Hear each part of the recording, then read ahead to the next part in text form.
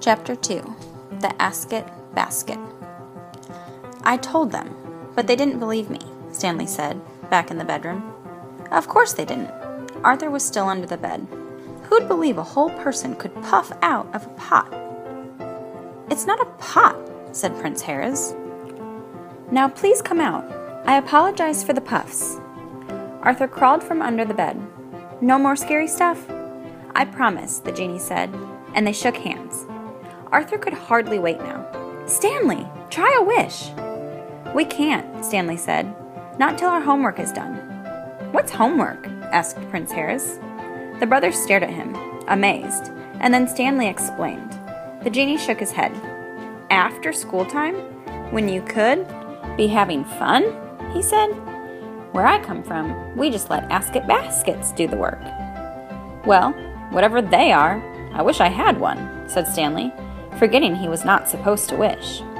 Prince Harris laughed. Oh, look behind you. Turning, Stanley and Arthur saw a large straw basket about the size of a beach ball and decorated with red and green zigzag stripes, floating in the air above the desk. Yipes, said Arthur. More scary stuff. Don't be silly, said the genie. It's a perfectly ordinary Ask-It basket. Whatever you want to know, Stanley, just ask it. Feeling rather foolish, Stanley leaned forward and spoke to the basket. Can I have the answers for my math homework? It's the problems on page 20 of my book. The basket made a steady sound, and then a man's voice rose from it, deep and rich like a TV announcer's. Thank you for calling Ask-It Basket, it said. We're sorry, but all our answer genies are busy at this time. Your questions will be answered by the first available personnel. While you wait, enjoy a selection by the geniettes. Stanley stared at the Ask-It basket. Music was coming out of it now, the sort of soft, faraway music he had heard in the elevators of big office buildings. Prince Harris shrugged. What can you do? It's a very popular service. There was a click, and the music stopped. Now a female voice, full of bouncy good cheer, came from the basket. Hi, this is Shireen. Thanks a whole bunch for waiting, and I would like at this time to give you your answers. The first answer is 5 pears, 6 apples, 8 bananas. The second answer is Tom is 4 years old, Tim is 7, Ted is 11. The third, wait, Stanley shouted. I can't remember all this. A written record, created especially for your convenience, is in the basket, sir, said the cheery voice. Thanks for calling Ask-It Basket, and have a real nice day.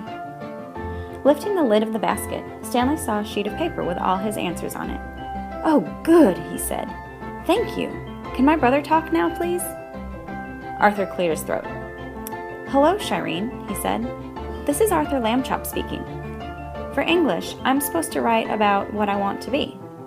Certainly, Mr. Lambchop, said the basket.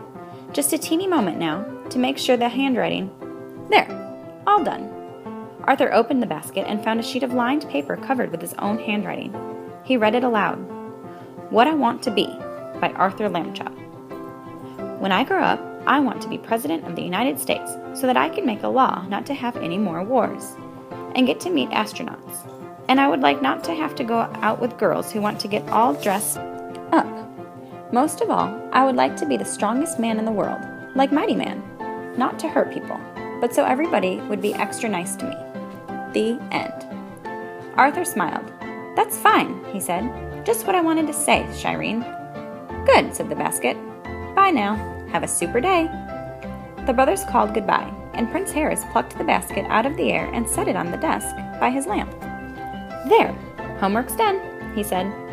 That was a very ordinary sort of wish, Stanley. Isn't there anything special you've always wanted? Something exciting? Stanley knew right away what he wanted most. He had always loved animals. How exciting it would be to have his own zoo. But that would take up too much space, he thought. Just one animal then, a truly unusual pet. A lion? Yes. What fun it would be to walk down the street with a pet lion on a leash. I wish for a lion, he said. Real, but friendly. Real, but friendly, said the genie. No problem.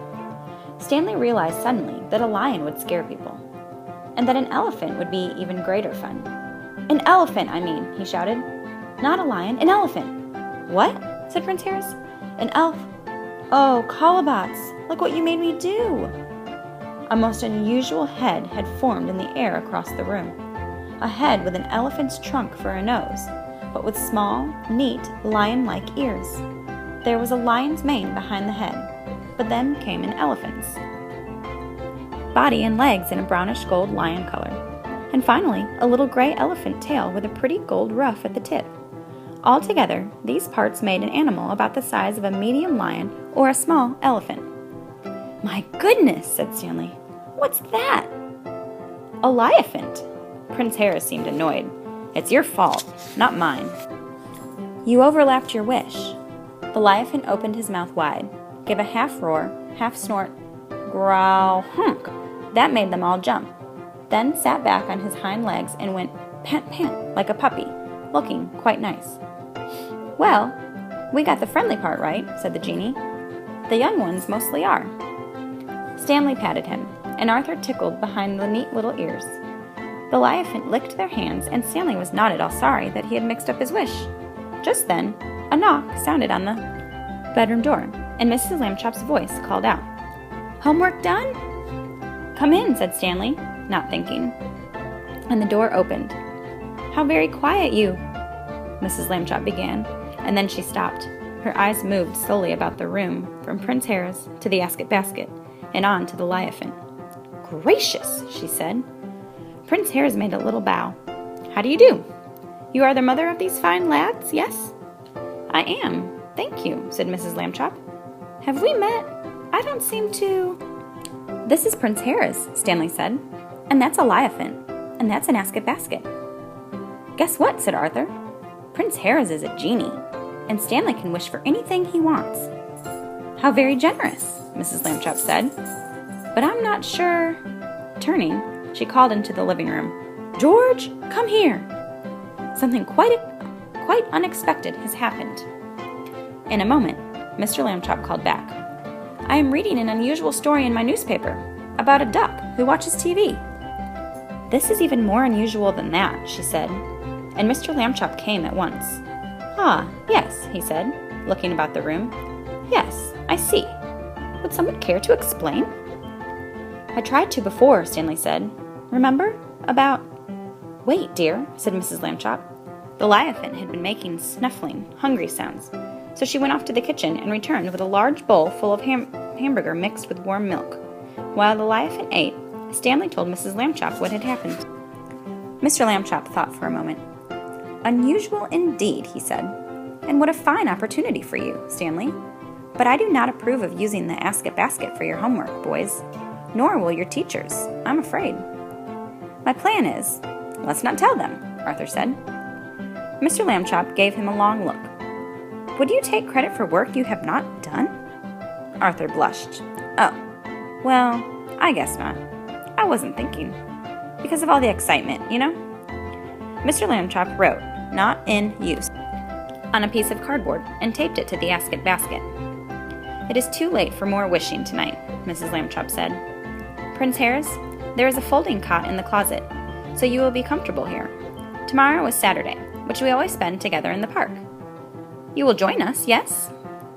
"Thank you very much," said the genie, and he helped Stanley and Arthur set up the cot. The liaphant was already asleep, and Mrs. Lambchop picked up his bowl. Gracious! 3 pounds of the best hamburger, and he ate every bit. She put out the light. "Good night to you all." It was quite dark in the bedroom, but some moonlight shone through the window. From their beds, Stanley and Arthur could see that Prince Harris was still sitting up in his cot. For a moment all was silence except for the gentle snoring of the liaphant, and then the genie said, "Sorry about the snoring. It's having all that nose, probably." "It's okay," Arthur said sleepily. "Do genies snore?" "We don't even sleep," said Prince Harris. "Your mother was so kind." "I didn't want to tell her. She might have felt bad." "I'll try to stay awake if you want to talk," Stanley said. "No thanks," said the genie. "I'll be fine. After all those years alone in the lamp, it's nice just having company."